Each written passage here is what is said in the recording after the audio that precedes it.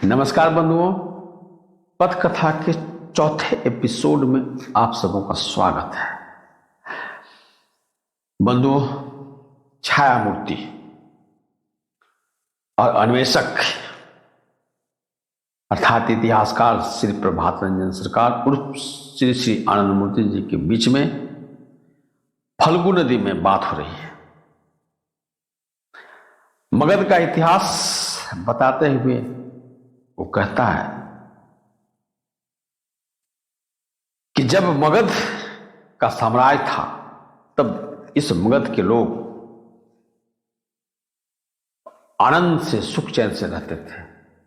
यह बहुत ही वैभवशाली था। यहां पर किसी तरह का भेदभाव नहीं था, जात पात का कोई भेदभाव था ही नहीं। किंतु आर्यों के आने के बाद, हालांकि आर्य संस्कृति को मगध के लोग स्वीकार नहीं किए, लेकिन धीरे धीरे आर्यों का प्रभाव पड़ने लगा और इस मगध में भी जातिवाद फैलने लगा। किंतु उस वक्त जो यहाँ के ब्राह्मण थे, मतलब मगध के ब्राह्मण थे, क्रौंच द्वीपी और मगध के जो क्षेत्रीय ब्राह्मण थे, जातिवाद मगध में आने के बावजूद भी वे लोग जाति पाति को बहुत कट्टरता से नहीं मानते थे। इतना कह करके छाया मूर्ति की आंख में आंसू आ गया। इस पर श्री प्रभात रंजन सरकार पूछते हैं कि भाई क्यों रो रहे हो? उसने भर्राए हुए गले से बोला कि आज का जो मगध है वह जातिवाद के दलदल में इतना धंसते जा रहा है कि यहां की प्रगति बिल्कुल रुक गई है। यह अपना पहचान खो चुका है, पतन के रास्ते में बहुत तेजी से बढ़ रहा है, अपने गौरवशाली इतिहास को भूल गया है, अपने गरिमा को भूल चुका है। तो मैं जानना चाहता हूं कि क्या अब मगध का भविष्य उज्जवल नहीं होगा? क्या इसी तरह से पतन के रास्ते में जाते जाते पूर्ण रूप में पतित हो जाएगा, खत्म हो जाएगा? तब श्री प्रभात रंजन सरकार कहते हैं कि नहीं, मगध का भविष्य उज्जवल है, उज्जवल से भी उज्जवल, उज्जवलतम है। मतलब मगध पहले जितना था उससे भी ज्यादा अच्छा आने वाला समय में करेगा, इसलिए चिंता करने की जरूरत नहीं है। यह सोया हुआ शेर है, पुकार भरेगा तो पूरा विश्व में ये जो है सो एक नंबर में आ जाएगा। तुम मगध के इतिहास को आगे बढ़ाओ, आगे बोलो। तब खुश होकर के छाया मूर्ति बोलना शुरू किया। उसने कहा कि जिस वक्त आज भारत में प्रवेश किए थे उस वक्त मगध तो सीधे आज संस्कृति का विरोध किया और उसी वक्त इस मगध के धरती पर दो धर्ममत का जन्म हुआ, एक बौद्ध, दूसरा जैन। लेकिन आज मैं बौद्ध के बारे में विस्तार से जानकारी दूंगा। श्री प्रभात रंजन सरकार ने कहा कि स्वागत है, बोलो, आगे बढ़ते जाओ। छाया मूर्ति ने कहा कि जो इतिहास में उल्लेख है वो कितना सच है कितना झूठ है उसकी बात तो मैं कहूंगा, लेकिन उन तथ्यों को आज मैं उजागर करूंगा जिसके बारे में अभी तक कोई नहीं जानता है। बंधुओं, अगर अभी तक सब्सक्राइब नहीं किया तो सब्सक्राइब कर दिए और आइकन बेल को दबा प्रेस कर दीजिए ताकि सबसे पहले इस तरह के जो विचार है, परिचर्चा है, आप तक पहुंचे। और ये जो मगध का इतिहास है जिसके बारे में आज तक कोई जानता नहीं है, कितना गौरवशाली है, कितना प्रभावशाली है, कितना गौरवान्वित करने वाला है, इसको अधिक से अधिक शेयर कीजिए ताकि मैक्सिमम लोग तक पहुंच सके और अपने गौरवपूर्ण इतिहास को समझ सके। महात्मा बुद्ध जो है सो नेपाल से जरूर बिलोंग करते हैं। उनके पिता का नाम सुदोधन है, माता का नाम माया देवी है, ये इतिहास में उल्लेख है।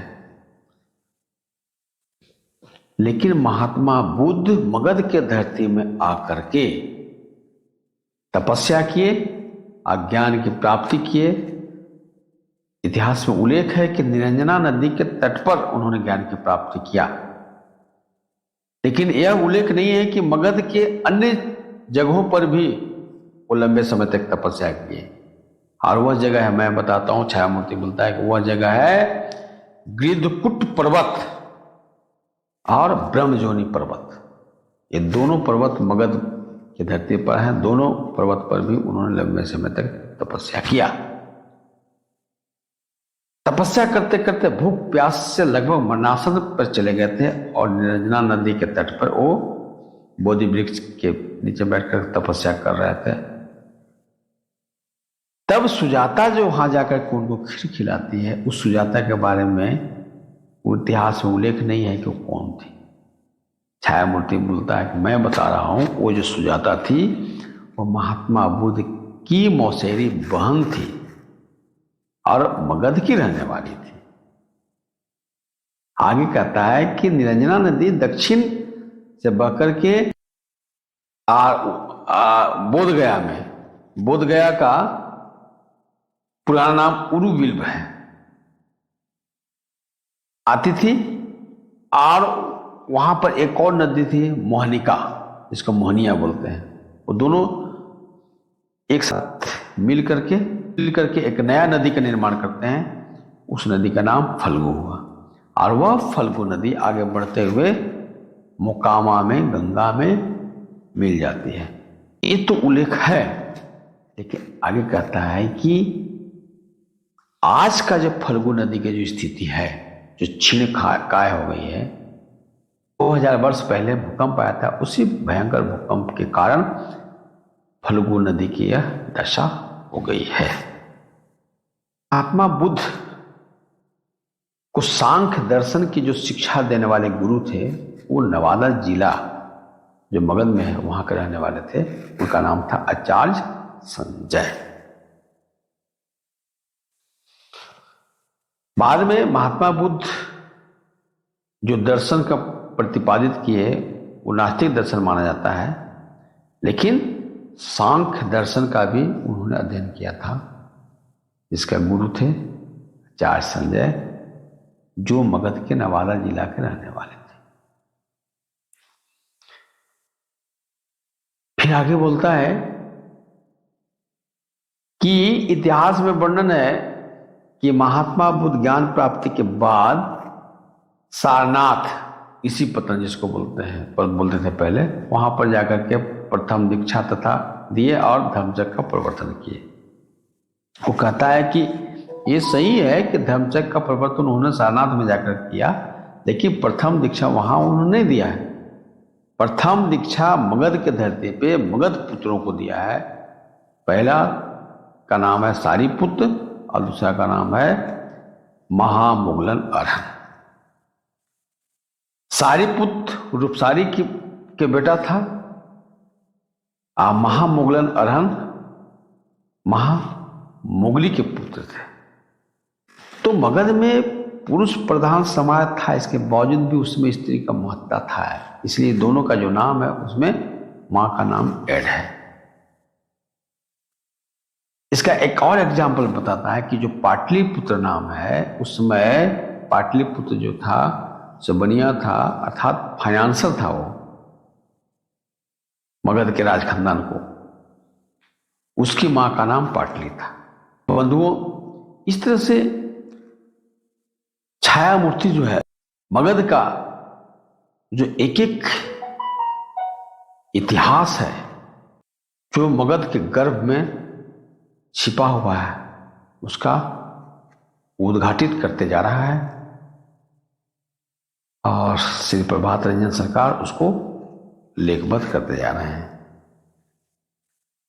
तो बंधुओं, अगला एपिसोड में छाया मूर्ति मगध के धरती पर जो जैन धर्म है, जिसके प्रवर्तक महावीर हैं,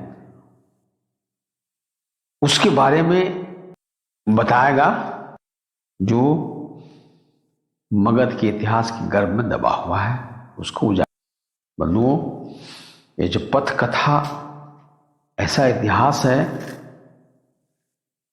जो प्राचीन काल में जो भारत जिसके आधार पे सोने की चिड़िया कहा जाता है,